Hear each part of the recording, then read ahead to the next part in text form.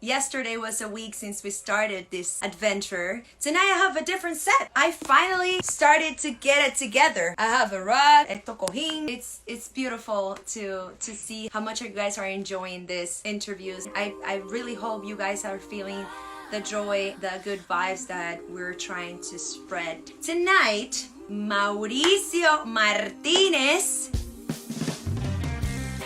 ¿Cómo Good, estás, you? mi vida? Well, it's kind of crazy. It's good. It's good. I mean, it's been a whirlwind of emotions and everything, you know. But Yeah, here we are.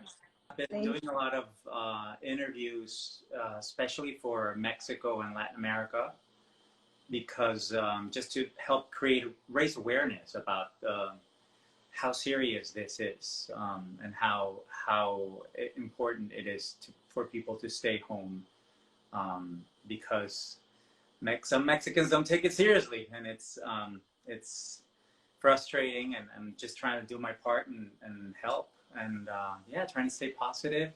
I've been Yeah, focusing a lot about on mental health because that's something that I've dealt with, as you know, in the past with depression and chronic depression, and also the importance of letting it out, you know, and yeah. some tips that I've used, and some therapy that I recommend, and yeah, I'm just trying to be as positive as I can. If we're gonna have a Yeah. nice conversation, we're gonna have a glass of wine. If we're gonna do it, let's just do it while people actually can watch and can share. Yes, Corona. I have this is very special because you guys know I'm Mexican, and I'm very proud to be a Mexican. And they don't pay me or anything, but I do support Mexican products. And this is the most famous Mexican beer in the whole world. It And is. since this freaking virus shares the name, since the coronavirus started being a thing, people, especially Americans, stopped buying Corona. So Really? their sales have like tanked, and it's just like, people, come on, Come on. you Come can't be on. that dumb. They have to change the slogan. They have to be like Corona, the good one. The economy is definitely taking Hmm. a big punch, and And even yeah, after, I so think I'm scared of for the after. yeah, we all Because are. I mean, the theater. I mean, you and I do theater. You know, I hmm have the blessing of doing more things. You know, and TV and music and concerts. But theater is my first love, and it's so heartbreaking to see all the theaters. I live near the theater district, so whenever I go out for a walk with my face mask and my gloves and everything, and my glasses, I just get sad because it's such a part of my life, and it's such a part of New York, Broadway in general, and off Broadway, all the yeah. theaters, and to see them dark and closed, and yeah, not knowing when really they're gonna open, and so many jobs, so many people are out of Yeah. a job, so many people are trying to make ends meet, and I had a couple of rough weeks at first mhm, when this whole thing started, and I got very lucky because I got out of New York right on time because I was like gonna be alone in my apartment, and then I was like, I'm just gonna go to Florida with my family because I feel like in hard times, and for me, I saw apocalypse coming. I saw the zombies in the street. I was like, I don't know what's gonna happen, and if yeah, something happens, I just rather be home, like in Miami, with my family around, and also close to Cuba, which I have my mom and my grandma. Part of this whole situation for me, it kind of like have such a positive message and such a positive heart hmm beating inside of the craziness that's happening right now. hmm hmm Like I've been connecting with more people, like truly connecting, not just like let's just catch up one day and let's have a drink. It's more about like how you really are.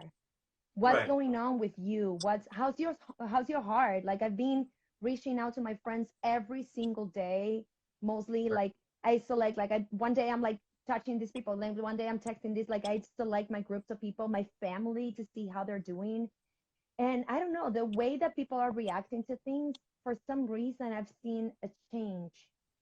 And Yeah. I'm really hopeful that it it makes a change in the way I don't think the way we were living before was healthy for anyone. I mean, and you Yeah, know it more definitely. than anyone else. Yeah, I mean, I know it. I've had stops in my life. I think this is a stop for everybody. Yeah. The whole world, literally. I think the universe and the world, the planet, human, like just even God, if you believe in God, people that are not religious it cannot maybe relate, but the universe, life is sending us a message. Yeah. It's beautiful that amidst the crisis and the suffering and the deaths and the fear and the uncertainty, there's also beauty coming out. You know, you see the oceans clean, crystal clear, and you see the cities without pollution. I saw monkeys in Yeah. Cancun, I think it was, or the Riviera Maya in Mexico. We're very interesting, I think. But we also have to be very honest and let ourselves um, not minimize our feelings, you know, and not Hmm. pretend that, oh, this is a great time for us to be meditating and writing and creating. You know, some people can't do that. Some people can And it's only, okay. yeah, it's okay. You know, I've seen a lot of empathy out there, but I also see a lot of lack of empathy, you know, Hmm. especially in Latin America and Mexico, which is my country. And on Twitter, especially, I see a lot of people just fighting and a lot of people just very aggressive. And I think it's also a place, social media is a place where people can come to vent and come to, yeah, just vomit every frustration that they might have. And it's okay. But I think it's, it's important for us to remind us that we have a following or we have a platform to remind people to stay grounded and stay Hmm. positive, but also um, go with the flow. It's okay to have a bad day. It's okay. It's okay to cry. By all means, we're living in a crisis that I've never seen anything like it. I don't think the modern history has ever seen something like Ever. this. I've seen Gloria and Emilio, you know, just donating food from the Stefan Kitchen, and And I've helping. seen so many people. The Actors Fund, I mean, Actors Equity, and the Actors Fund, all that is happening. My friend Javier Munoz, who's a wonderful Broadway actor too, he's creating a lot of.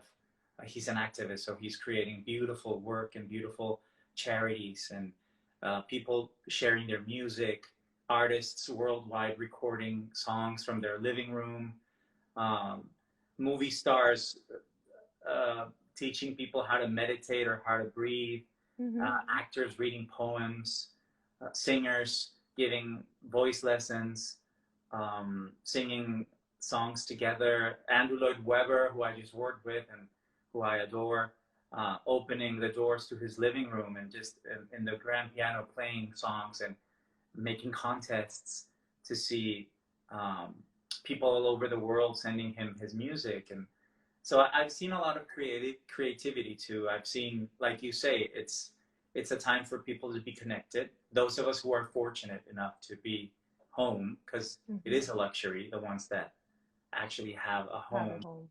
and we have a roof over our shoulders and food on our fridge and technology and enough money to pay our bills and still have a cell phone and an internet account to be doing this and be in touch with your family. Yeah, I'm from Mexico. I'm living in New York. I'm by myself. My roommate went to another apartment, and my mother's stuck in Spain. Half of my family is in Monterrey, Mexico. My friends are in Monterrey, in Mexico City.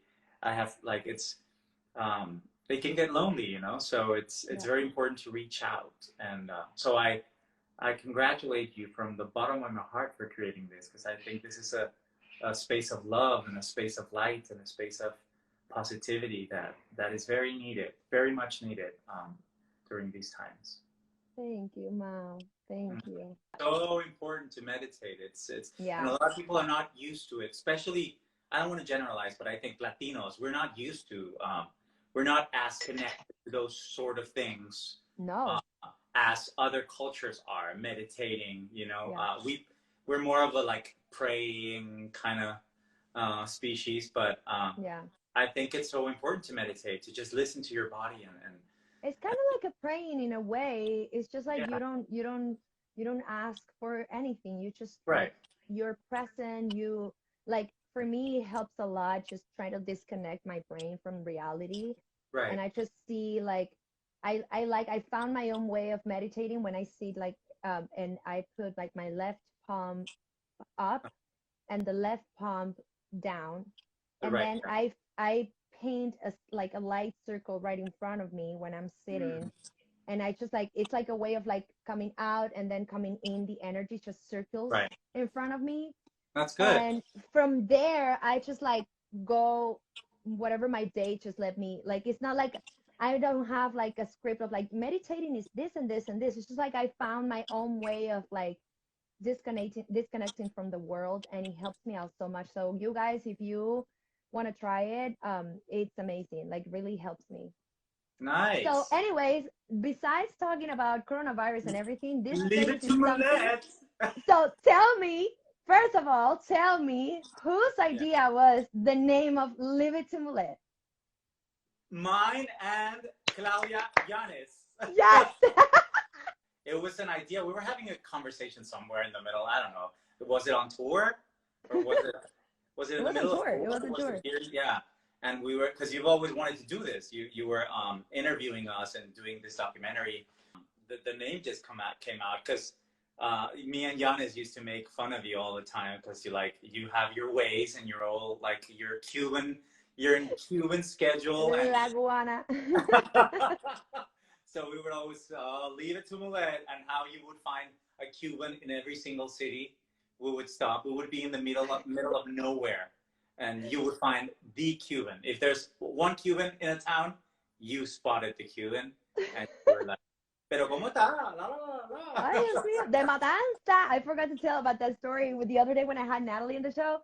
I forgot to tell the story about De Matanza, De the Uber driver. Matanzas. Little Mao. Little Mao was born in Monterrey, Mexico, in a loving home, in a very conservative family. My mom is a painter and a lover of arts and music, and she would play music all the time, and she would watch movies. She's a lover of old Hollywood musicals and modern musicals too. But she would play Grease, for example, and then she played The Sound of Music, and that was a movie that I would watch over and over and over again because there were kids singing, So I would say, wow, I have his age, I could be singing there with them.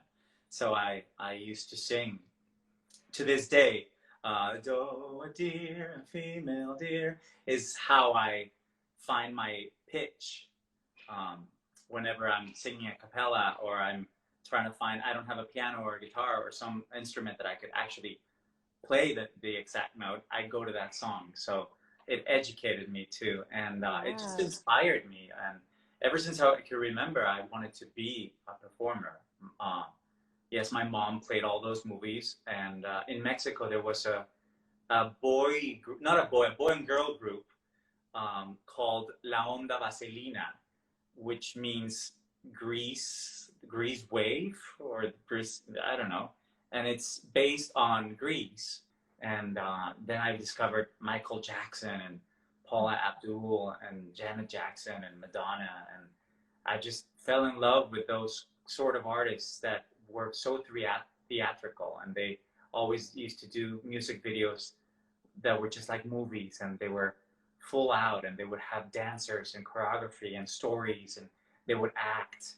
Um, and I love that. And I grew up also with both cultures. That's how I got to see Gloria Estefan, Julio Iglesias, all these huge Latin artists that recorded in both languages, which is kind of like how my life was. I was speaking Spanish in life, learning English in school, but I was very Americanized ever since I can remember. But I also grew up watching telenovelas and listening to mariachi music and the big, big, big recording artists that we have, not only in Mexico, but in Latin America and Spain. Rafael, Camilo Sesto, Rocío Dúrcal, Rocío Jurado. In Mexico, José José, Juan Gabriel, I just fell in love with that. And for me, entertainment was just my escape. You know, I would play records. I would spend my money buying albums and cassettes, Yeah. and Oh, that was my life basically. I remember we used to have a summer house in Texas in South Padre Island, and my dad would drive us, my mom and I have two sisters and one brother, and we would drive to Texas to South Padre, and on our way we would listen to music. But once we would stop before we got to the island in McAllen, Texas, which is a little town in the valley of Texas, and we would go shopping for a little bit, or just to like get distracted for like, I don't know, an hour or two, or get some lunch.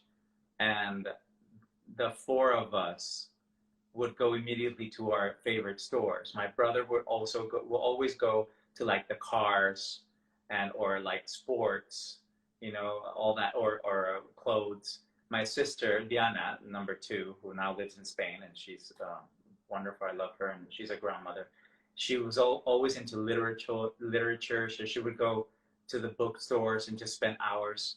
My other sister, Barbara, would go. She loved jewelry, and she loved all the stores that had like notebooks and erasers and pencils and all that. So because my grandfather had a big paper company and a big bookstore back home, so she had that in her, and I would not even think twice, and I would spend hours just in the movie section and in the album section, listening to albums and cassettes and then CDs and posters and everything that had to do with Hollywood and TV and music. And I was just, yeah, dreaming. And I would always say, one day I'll have an album here. One day I'll do this, and I'll be. And I always wanted to be a performer. I didn't know that all those movies that I was watching, came from the theater. It wasn't until I grew up a little bit older, and in my teenage years, I discovered that most of those films came from a place called Broadway, and that Broadway was a place in New York, and that those musicals changed my life. So when I became a teenager, then I fell in love with Broadway, and I firmly believe that I just you projected went. myself, and I saw myself almost like a vision. I said, I'm doing this. This is what I'm going to do for the rest of my life. And even though I was from another country, even though English was not my first language, even though there wasn't any Mexicans starring on Broadway musicals, but as I was growing older, I kind of felt like a miscast. I didn't fit in my body. I didn't fit in my city. I didn't fit at school. I wanted out. I wanted to be somewhere else. And until I came here at How was 18. the first time? Because you moved to New York for college. Yes, I came to study. So I was 17 and doing theater back home in Monterrey. I was doing school plays and singing at the choir, and I started taking singing lessons when I was 16, 17, and I started singing and taking it more seriously. And a friend of mine got a scholarship to come to Boston to study at Berkeley, this great school, Berkeley College of Music, which is one of the most prestigious music schools in the States and in the world. And so she gave me the hat tip. She was like, well, I got a scholarship and I applied and I got it. Now I'm moving to Boston. And as soon as I heard her say that, my eyes just opened wide open. I was, wow. I was like, you can do this. You can actually leave Mexico and move to the States and become a student. How do you do that? And so I started investigating and doing my research. And this was 1997. I mean, I'm 41. I was born in 1978. And so internet was just starting. So I would go to the computer section in the high school that I was at. And all my breaks, I would be looking for schools. And I found this wonderful school called AMDA, the American Musical and Dramatic Academy, which was here in New York. And I just saw the pictures, and I just immediately fell in love with it. I just felt something click. And so I applied, and I received my brochure back home. And I would treat that brochure like as if it were the Bible. I was my mind just started to fly, as it does to this day. My mind, you know me, my mind just Yeah. goes, you know.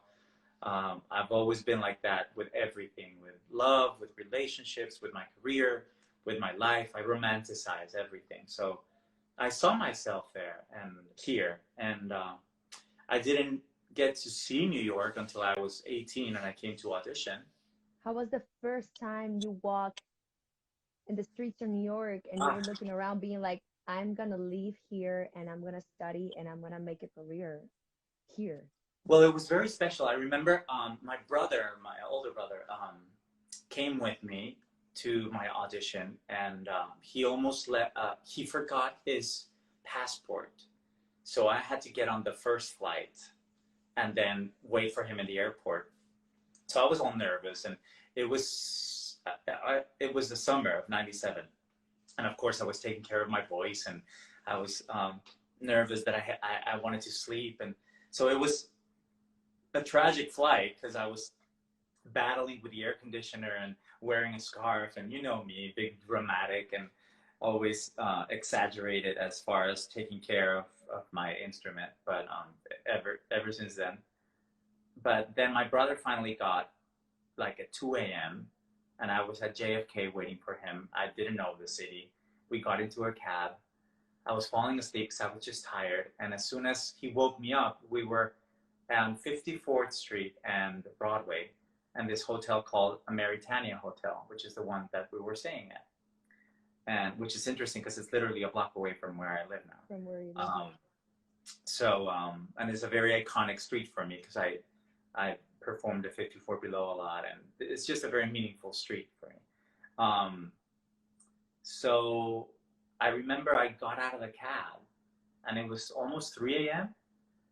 and I saw the theater where David Letterman used to be for CBS. Now it's um, Colbert, Colbert, but it used to be David Letterman, and I saw the theater, the Broadway theater where West Side Story is currently playing, and it was Miss Saigon back then, and it was such an iconic moment for Broadway.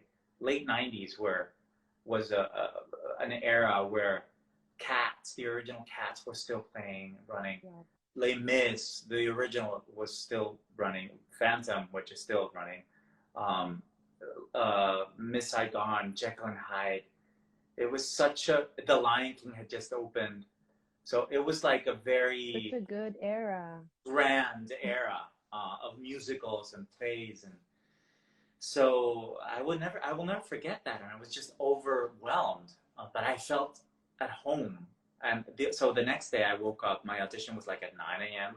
I woke up like at 6 and started vocalizing, and I had my outfit, and I ironed my shirt and pressed my pants, and my brother was like asleep as he always is, and I had my sheet music, and they had asked me to bring one monologue and one song. So being the theater nerd that I am, of course, I had a genius struck. I said, wouldn't it be cool to do Romeo and Juliet's monologue when Romeo's committing suicide after he discovers Juliet dead. And immediately after stabbing myself with a dagger, get up and sing, Maria, I just met a girl named Maria. Because you know they are the same song, the same role. And I'll never forget my teacher's face because I was so committed and so in the moment. And yeah, that was my audition, and I got accepted. I got a scholarship, very like Billy Elliot, where he's the boy that gets the letter, and the grandmother wants to remember that part in the movie or the musical where the grandmother wants to give him the letter, and he's afraid to open it, and he finally gets accepted and all that, and the nerve-wracking moment of discovering and finding out whether you were accepted or not. So all of that happened. And to have. yeah, I have it. I have it framed back in Mexico in the storage unit that I have, and I framed that letter, because it was a very, very important, very, very important part of my life. So I moved here when I was 18, turning 19, and I came to study, and I moved here, and I stayed here for 3 years. I was here 98, 99, and 2000. And as I was studying, I discovered that New York was not a cheap place. Mm-hmm. So I started looking for extracurricular jobs. I was an RA, which is the resident assistants. You take care of the new students. And I would I created my own method of Spanish lessons. So I would go down to Wall Street and I made these business cards, the cards that said Mauricio Martinez, Spanish teacher. I was not a Spanish teacher. I was 19, but I spoke Spanish. So I was like, what do they know? So I would give them out and I charged good money. I remember starting, I think I charged like $50 an hour or something. Wow, Back that's in good. 98, 99. And so I did that, and I also applied to be a merchandise seller for Disney. They had where Beauty and the Beast was playing, and Lion King. They would transfer me, but I mostly worked at the Beauty and the Beast at the Palace Theater, and it's a beautiful story because I used to be a merchandise seller in the theater where Beauty and the Beast played, and every night I would watch the Beast in the castle sing, and at AMDA I was working on the song, the Beast song, If I Can't Love Her. So every night I would see the Beast do a new thing or something, and I would go back the next day to my teacher, who I adore, Elaine Petrikoff, who's an amazing teacher and a great friend now. And I would go, oh, the Beast did this and this and this. And so I was such a nerd, and I was such a teacher's pet too, because I enjoyed studying so much, and I enjoyed the research. I would go to Lincoln Center before it was renewed or renovated, and at the Performing Arts Library, and I would just sit for hours watching all the Broadway shows. I remember watching Barbra Streisand and Funny Girl. You know, she's my idol, and I would have given my kidney to watch her do that show. It's so unique and so iconic, and so yeah, I saw a lot, and I did a lot of research, and it's just living in New York at that age, 18, 19, 20. I became a man here. I became an artist, and my teachers were on Broadway, and my dance teacher was in Cats. My voice teacher was in Les Mis. So it doesn't get better than that, And back in those days, I remember there was hardly any Latino on Broadway. There was like one every 2 shows, and I would always say, that's gonna change, And How it was for you to stand on your feet and say, I mean, 'cause say the line, "This is what an American looks like," and say that monologue every night, not just on Broadway, but on the tour, which we were in 167 cities around the country, living what we're living today, looking back at having that feeling. How was that for you? Well, it was almost as if they wrote the monologue for me, the part for me. I think my dear Emilio, who's become a friend, a mentor, family for me, and I have so much parallel in our lives. I'm also an immigrant. I'm also living the American dream. English is not my first language. I'm also pursuing a life in music and arts and entertainment. And I also stumble with my accent every now and then, and I say things that I wasn't supposed to. So people make fun of me, and I use it as a joke too. And so I have a lot of similarities with him and Gloria. And just being an immigrant in this country, being an immigrant during these times,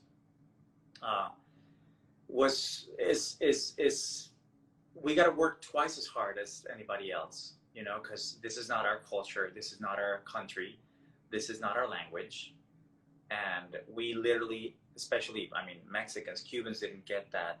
I think now you do, but or like Puerto Ricans, but like the green card, or just being able to get permission to work.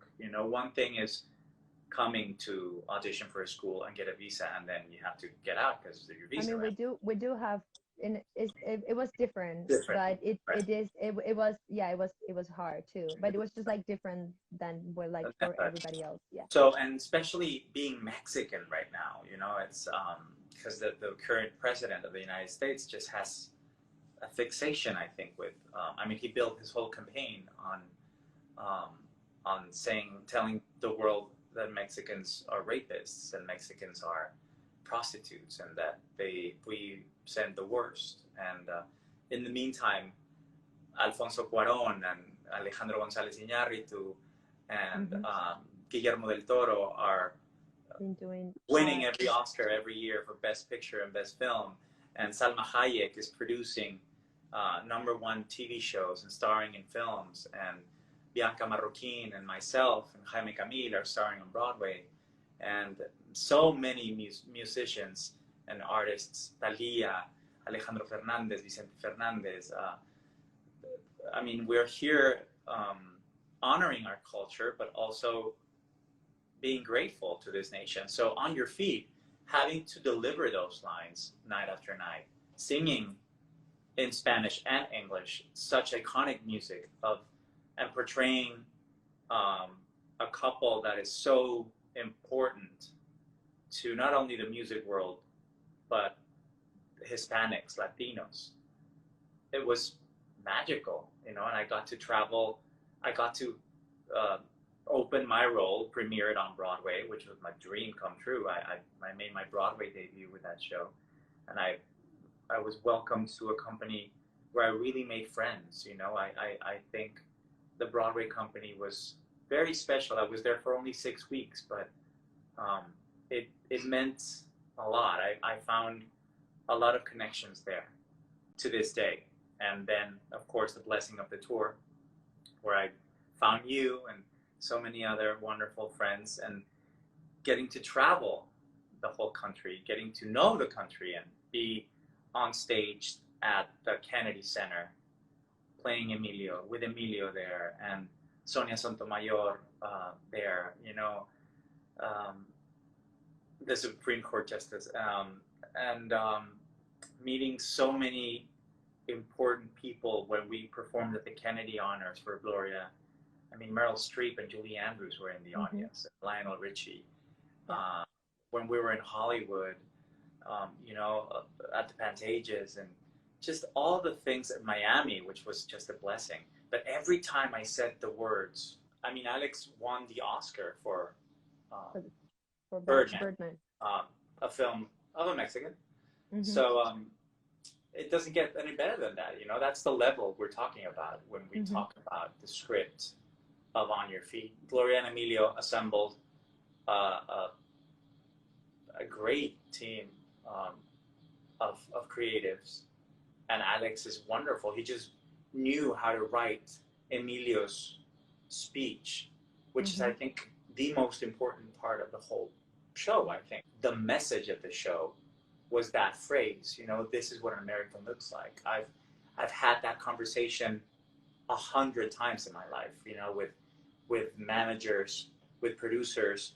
An advice for younger generations that are facing this worldwide situation right now and want to become a performer, seeing you, like if someone is watching you right now, seeing you, the success that you've had and how you've built your career with hard work and research and stopping with stones every step of the way. What would be an advice you could give to someone like that? To not let anybody tell you that you can't do it, because you can do it. Everything is possible, and I know it I sound like a Hallmark card, but I am living proof that you can succeed, even if life throws cancer at you, not 1 or 2 or 3, but 4 times. 4 times. Or depression, or loss, or grief, or poverty, or rejection, or you can do it. And if you have a love for this career, for this profession, it's a way of life. It's not a job.